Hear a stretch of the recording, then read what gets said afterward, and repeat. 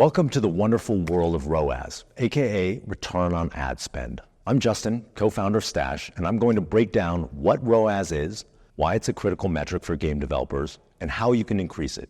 First, let's go ahead and define ROAS. It stands for Return on Ad Spend and tells you how much of your revenue your ads are generating compared to how much you're spending on them.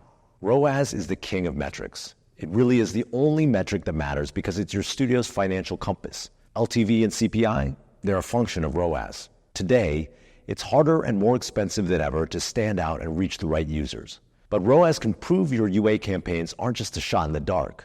At the high level, it proves your entire campaign is effective. On the micro scale, you can look at ROAS for each ad set and pinpoint which creatives and channels actually convert, bringing in players who stick around and really engage with your game.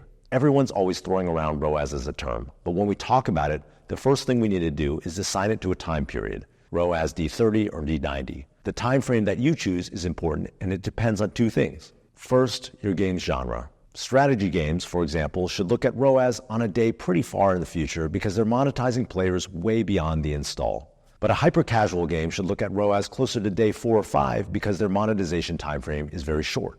The second factor to consider is the size of your studio. A huge game company can afford looking at ROAS on a long way out, like D180, because they have tons of cash. But a smaller startup should use a shorter time frame. Think D30 because resources are more limited. Basically, it comes down to this. There's a payback period and there's ROAS, and you need to balance them. You should aim to have a short payback period, but you also want a high ROAS, and that means usually a trade-off. Normally, games with short payback have low CPIs, shorter user lifetimes, and less monetization. That means that ROAS growth slows down pretty quickly. And games with longer payback periods are the opposite. They continue monetizing users even longer, so they continue growing ROAS even after they've paid back. Here's how to calculate it. Divide the revenue you've earned in a set amount of time by the amount you spend, and then multiply that number by 100. If you're a mid-sized studio that spends $2,000 on a campaign for your mid-core game and sees a return of $10,000 30 days later, that's a 500% ROAS on D30. It means for every $1 you put into an ad campaign, you get $5 back in revenue.